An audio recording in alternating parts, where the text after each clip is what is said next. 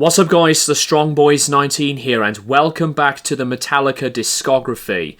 Today I'm going to be reviewing the band's fourth album entitled And Justice for All.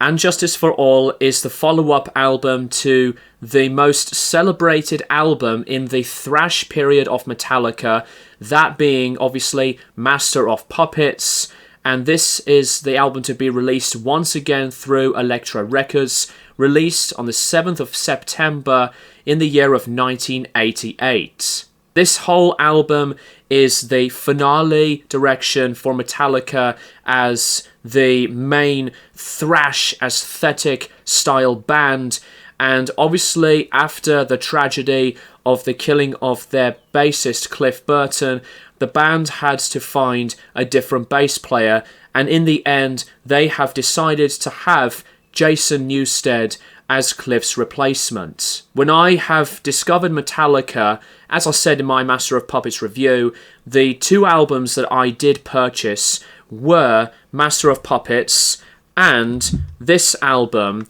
And Justice for All, when I was really getting into this style and sound of the band.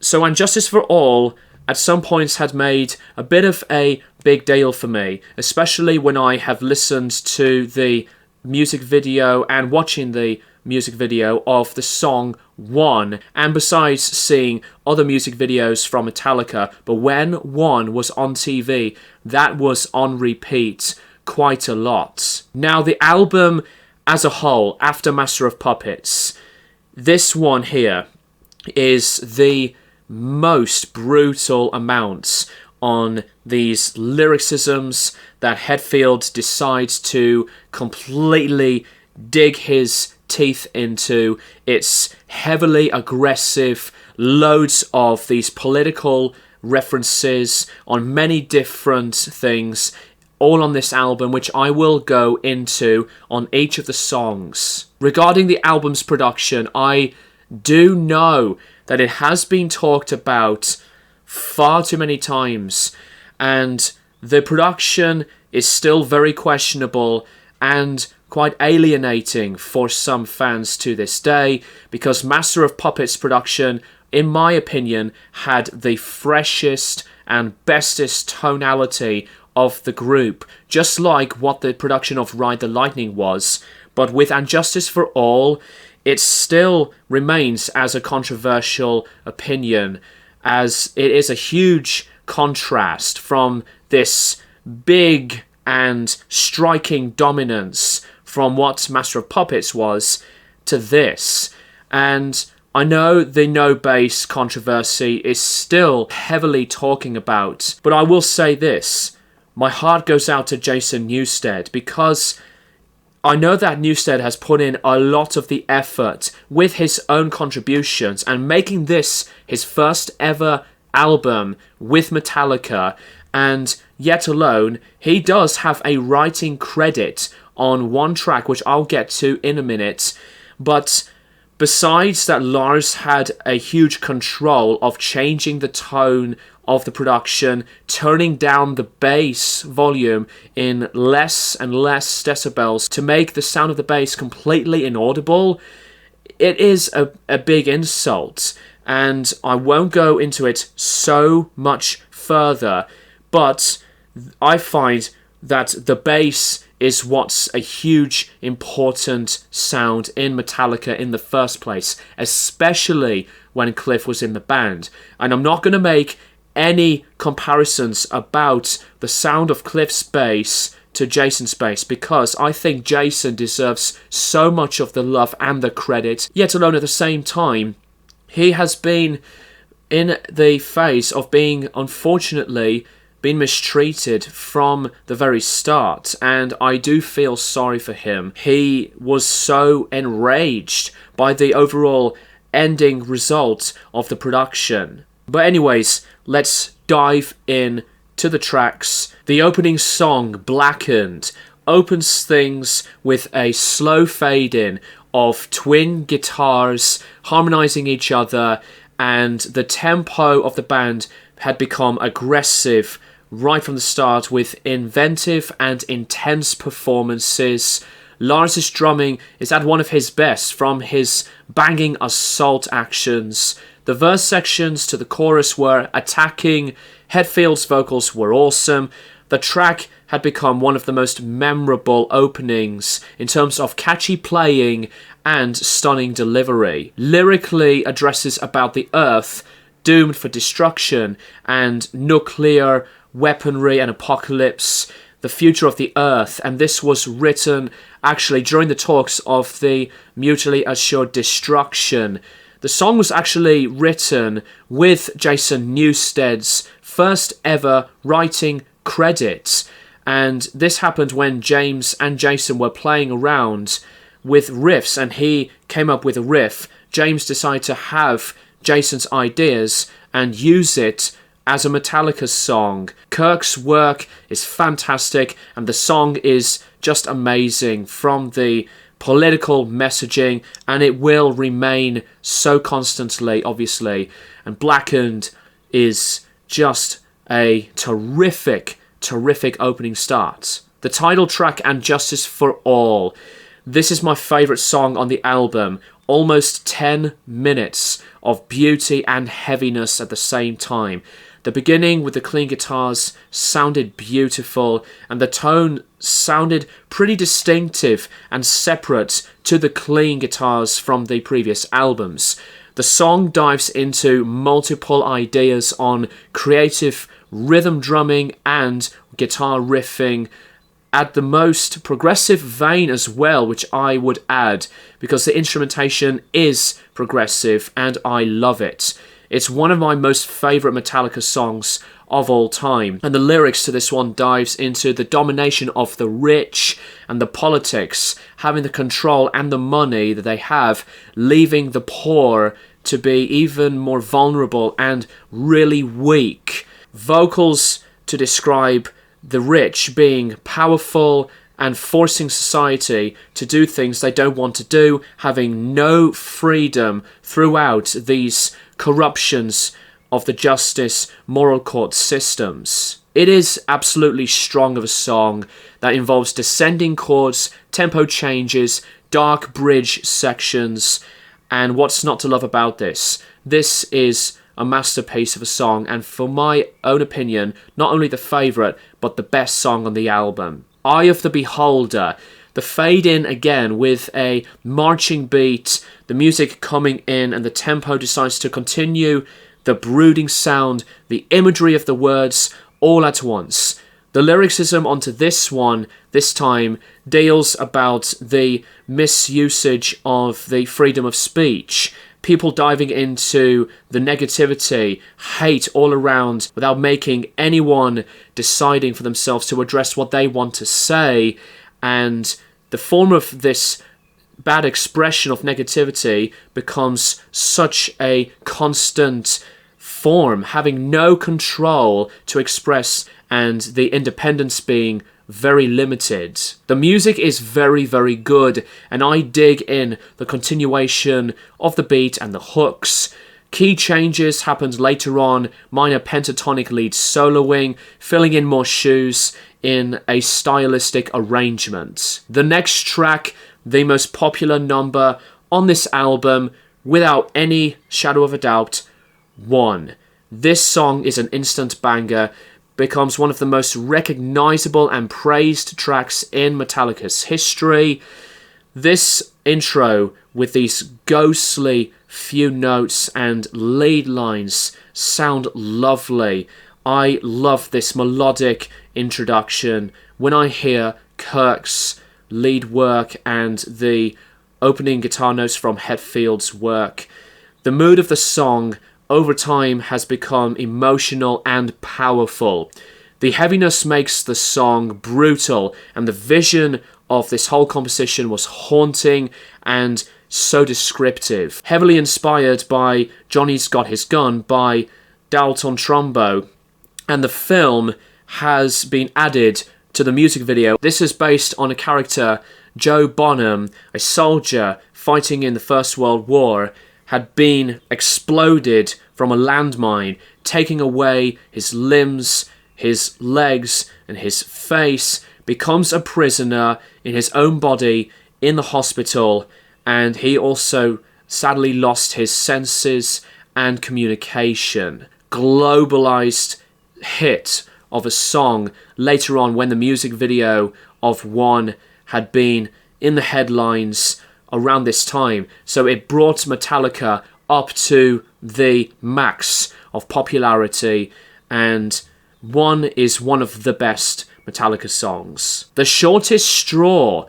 This is a song with a beginning that's one of my favorites. I love the start of the song because of the energy. To begin the instrumentation involves great picking control in a galloping style, bringing a boost up on a rocking speed through the rhythm and dexterities. The lyrics describe the blacklisting on people with political opinions that divides them from their attention, making a reference actually to the Red Scare when the US government and companies work together to single out politicians and activists that they have suspected being in a communism sympathy. The angry messaging was perfectly projected from James's pissed off vocal, and the band sounded so great, and it's chaotic when you think about this song from the way these lyrics were addressed and when the band were in full swing. Harvester of Sorrow.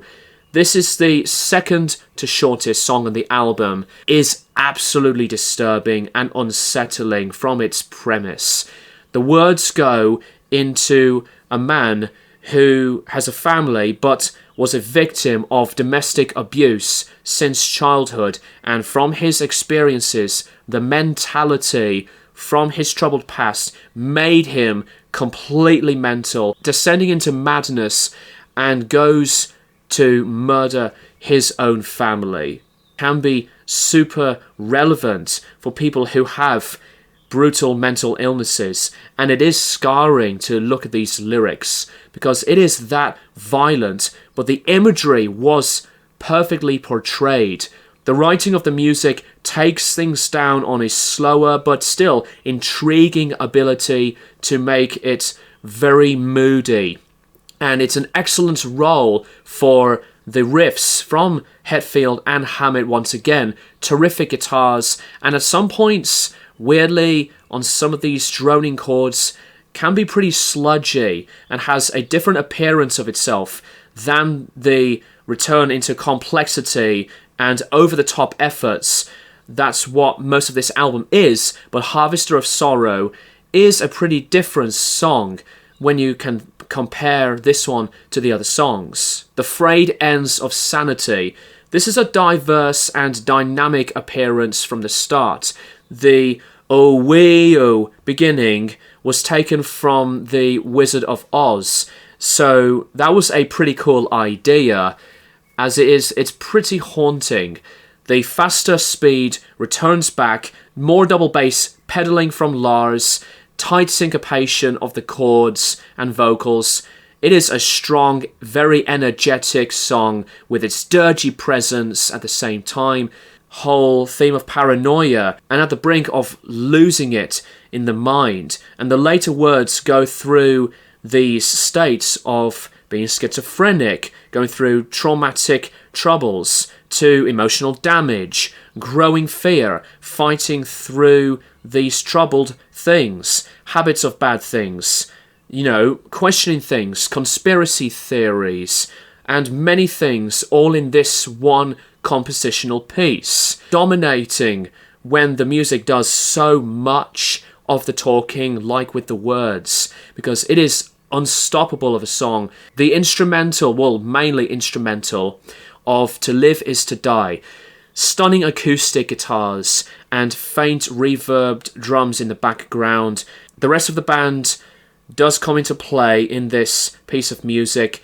It follows things in many arrangements, from simplistic to highly melodic and striking, from Kirk's lead guitar lines in arpeggios, and just like with And Justice for All, the progressive elements. Pretty touching, as this was a track that's made as a tribute to Cliff, and some of these unused bass lines that would later on be played by Cliff when he was in the band. They would later on be used for this composition. And the second half of these lyrics were actually written by Cliff himself. And they've decided to put them into this composition. Very resonating and a mournful yet brilliant composition, although I think Orion is, for me, the stronger instrumentation, like with The Call of Cthulhu as well, but this is another one that I have always loved listening to. The last track and the shortest track on the album, Dyers Eve. Fast-paced thrash-a-thon. Best examples why the musicianship is super important and relevant in the band's approach. It is a belter from its non-stop power and its force of precise tightness. Hetfield this time goes incredibly angry, lyrics speaking as his addressing to his parents. His father left him when he was 13 and his mother sadly passed away when he was 16.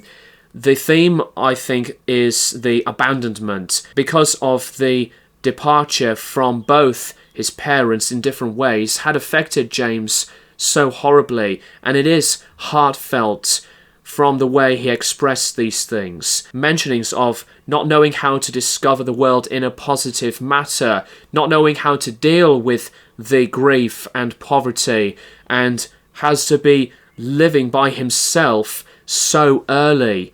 5 minutes of this explosion of a closing track, amazing climactic composition, and a song as a whole to finish this record as punishing as it gets. Overall, And Justice for All by Metallica is always one of my most favourite records from the band. The only thing that I will say about this album, as much as I love the record, I don't see it as one of the top classic albums in the band's discography and as one of the greatest metal albums of all time.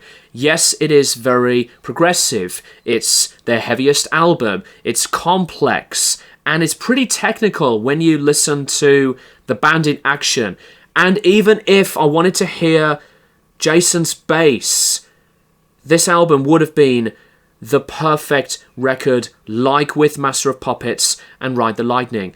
And I really wished this album could have had a remix, as this album, this year actually, will be celebrating its 35th anniversary. Let me know what you think of this record in the comments down below. I'm going to give And Justice for All by Metallica a 9.5 out of 10. A near perfect record, and what a record to finalise their thrash heyday. Thank you guys for watching, and I'll keep you guys posted for more videos in the near future.